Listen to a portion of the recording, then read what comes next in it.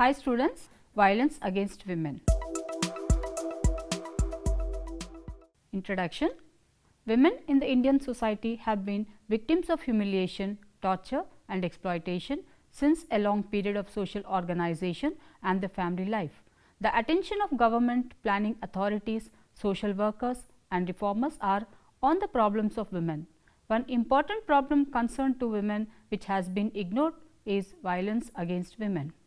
Women are being recognized as important, powerful and meaningful contributors to the life of men, but their conditions were pitiable few decades back.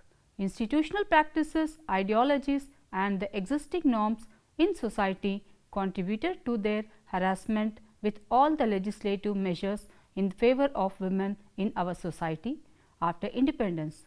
The spread of education and women's economic independence, women still continue to be victims of violence. Women are kidnapped, raped, burnt, beaten and murdered.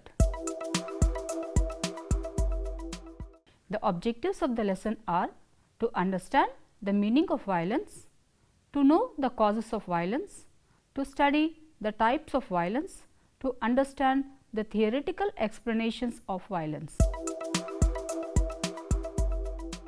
Meaning of violence.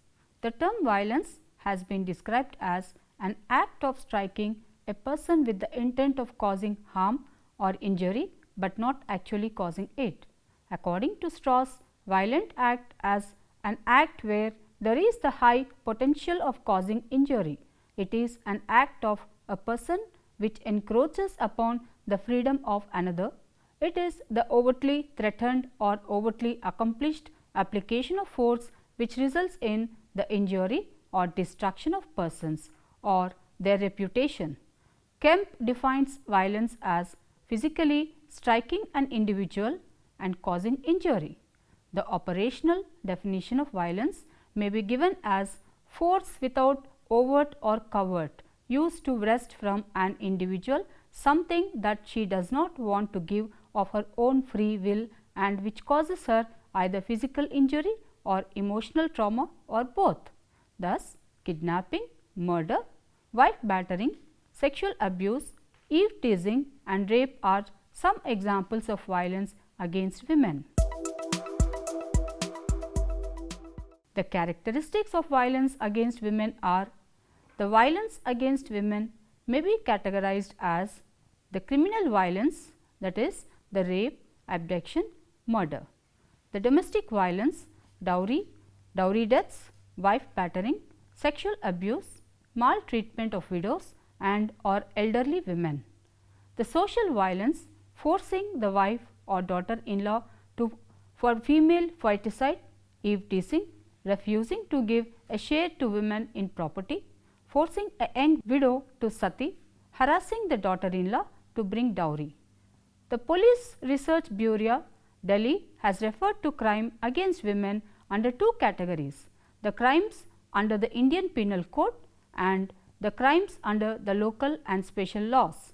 The 7 crimes under the IPC are kidnapping and abduction, homicide for dowry, rape, torture, the physical and mental, molestation, eve teasing and importation of girls up to 21 years of age.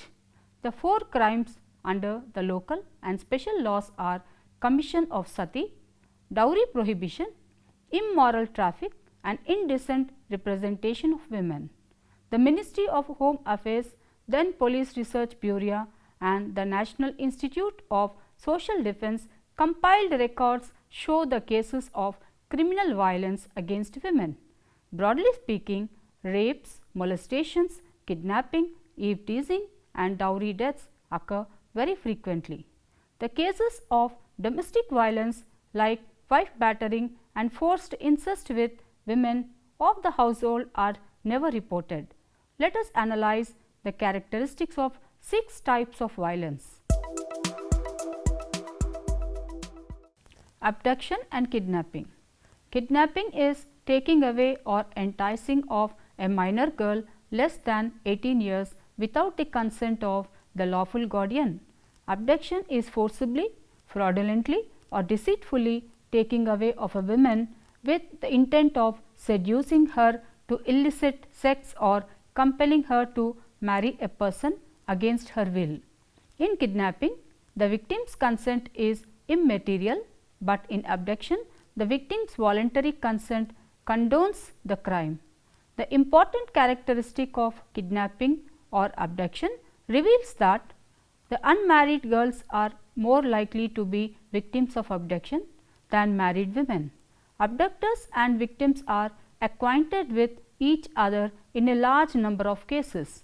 The initial contact between the abductor and his victim frequently occurs in their own homes or neighborhood than in public places. Most often, only one person is involved in abduction. The two motives of abduction are sex and marriage. The sexual assaults go with abduction.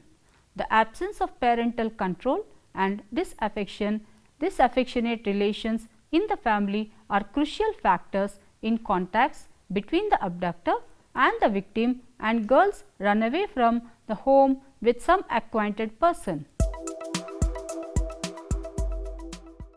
Rape. The problem of rape is serious in all countries. Age-wise, the percentage of victims of rape is highest in the age group of 16 to 30. Women who come from the lower middle class and who are the main breadwinners of their families bear sexual abuse quietly and without protest.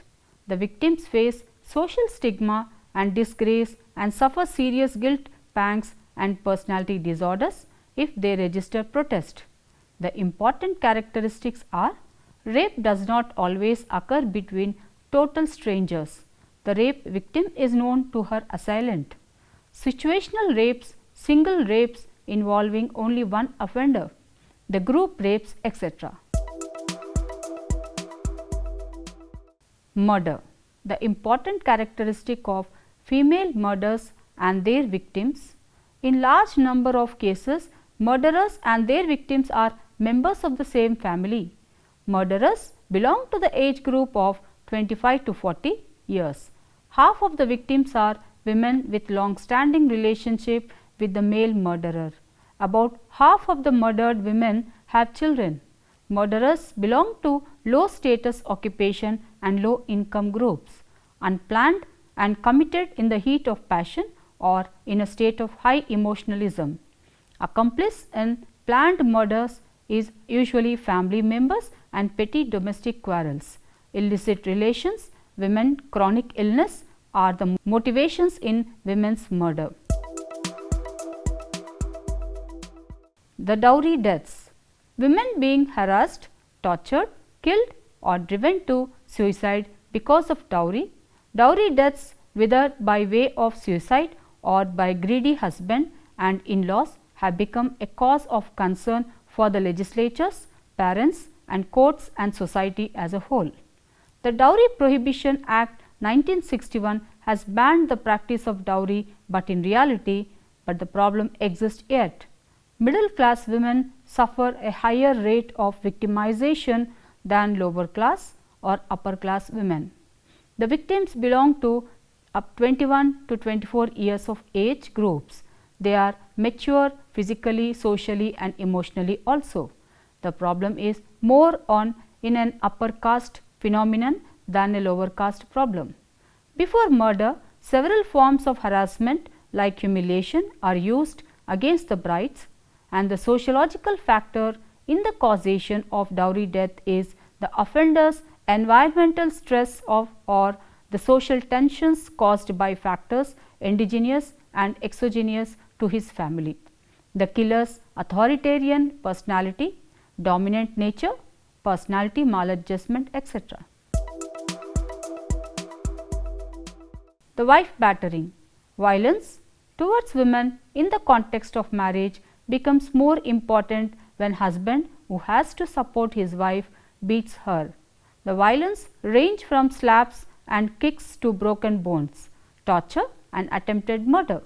The violence may be related to drunkenness. She suffers humiliation in silence and take it as her destiny. She cannot revolt as she is in the fear that her parents refuse to own and keep her in their house. The wives younger to their husband are more than 5 years run a greater risk of being battered by their husbands. Low income women are more victimized. Family size and family composition have little correlation with wife battering. The important cause of wife battering is sexual maladjustment, emotional disturbances, jealousy, and wife's passive timidity. The exposure to violence of the assaulter in his childhood is an important factor in wife battering. Illiterate wives are more vulnerable to husbands beating than the educated wives. Violence against widows. A widow may be one who has no issue and who has been widowed 1 or 2 years after her marriage. Widows have to face the problems of social, economic and emotional adjustment. The family members try to get rid of widows. A widow's self-image and the self-esteem of her sense of identity. The low status accorded to them by their in-laws and others in the family roles lowers their self-esteem. The stigma of widowhood itself negatively affects a woman and she falls in her own esteem. Violence against widows includes physical battering, emotional neglect, torture, verbal abuse, sexual abuse, deprivation of legitimate share in property and abuse of their children. The important characteristic of violence against widow is the young widows are more humiliated, harassed, exploited or victimized than the middle-aged widows. They become victims of fraudulent schemes fostered by unscrupulous members of their family who try to acquire their inherited property or life insurance benefits. The 3 most important motives of victimization are power, property and sex. The victims of violence. If we take all the cases of violence against women into consideration, we find that the victims of violence are generally those who feel helpless, depressed, have a poor self-image and suffer from self-devaluation, or those who are emotionally consumed by the perpetrators of violence, or who suffer from altruistic powerlessness, who live in stressful family situations, or who live in families which in sociological terms cannot be called normal families.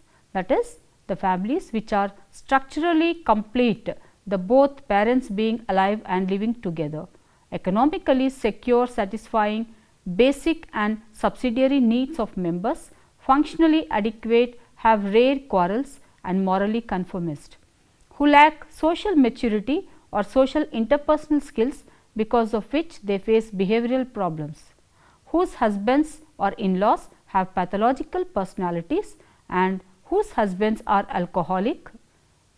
The 7 types of victimizers of women may be identified as they are those who have depressions, inferiority complex and low self-esteem, who have personality disorders and are psychopaths, who lack resources, skills and talents and have sociopath personality, who have stressful situations in family life, who have possessive, suspicious and dominant nature, who are victims of violence in childhood and who are frequent users of alcohol.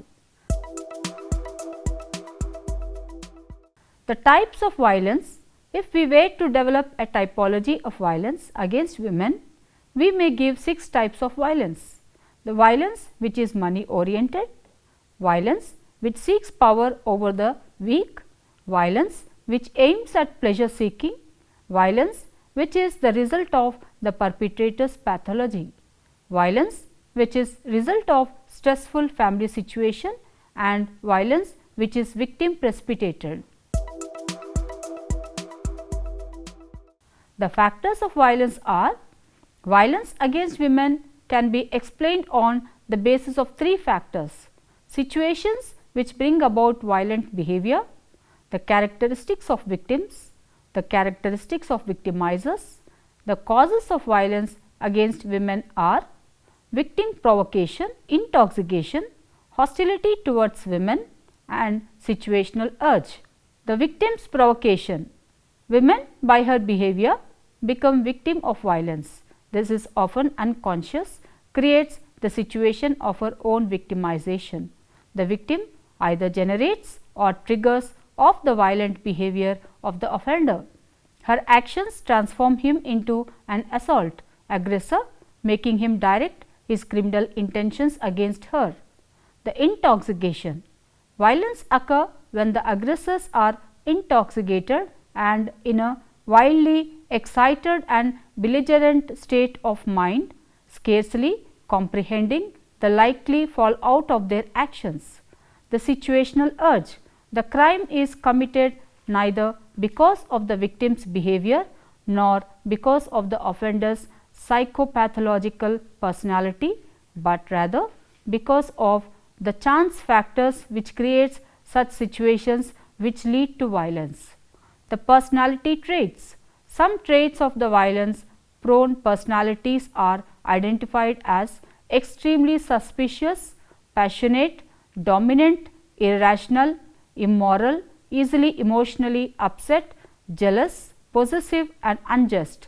Traits developed in the early life affect the aggressive behavior of a person in the adulthood. The aggressor being abused as a child or his exposure to violence during childhood. The theoretical explanation of violent behavior.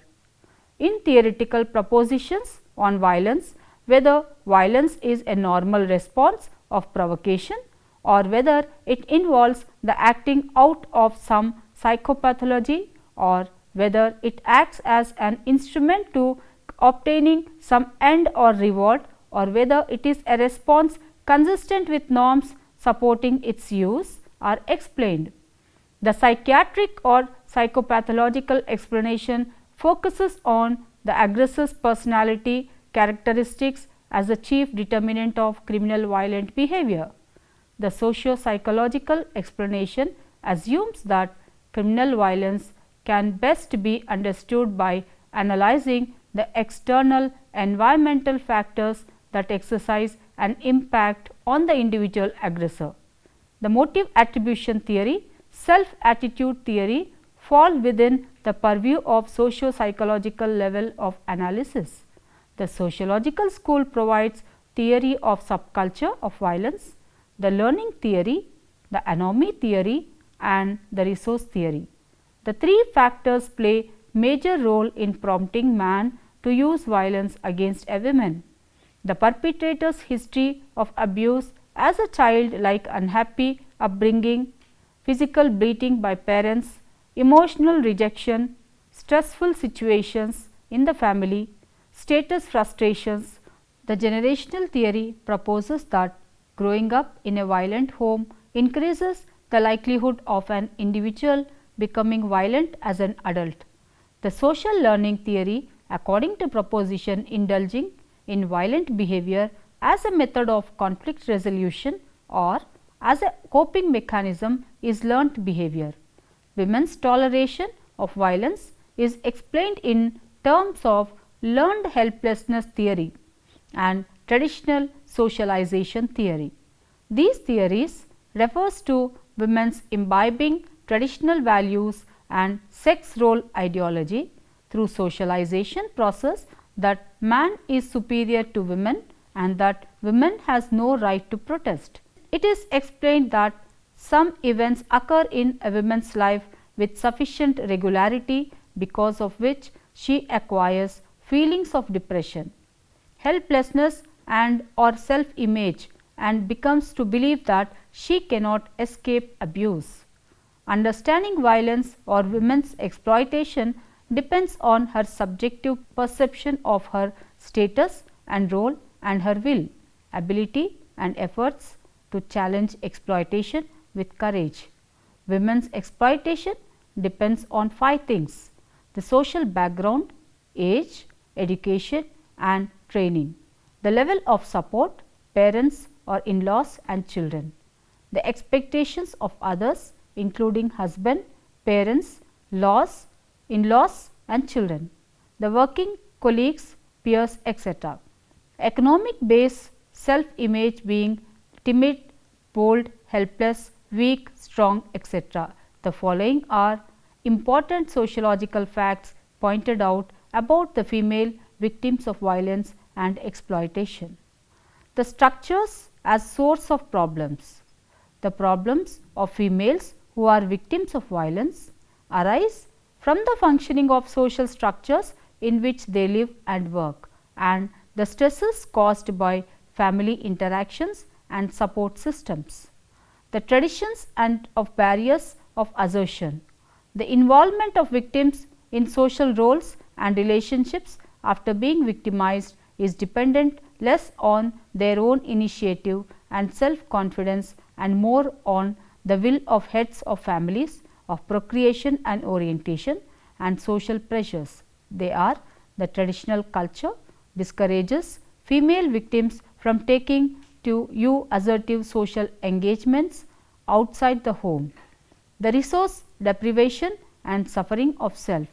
Resources like higher education and work with wages increase victims' self-image and self-esteem, which considerably change her relations with others and also enable her to face the strain of transition of life and recovery and adjust herself in family and society. The attachment. A large number of victims of violence overcome their feelings of being isolated and condemned by attaching themselves to some love object, social service, the religious commitments, etc. The structural suffocation factors which prevent victims of violence from renewing, redeeming, restoring, reviving and revitalizing their lives like more in social structures than in their personalities. The negation of revolt.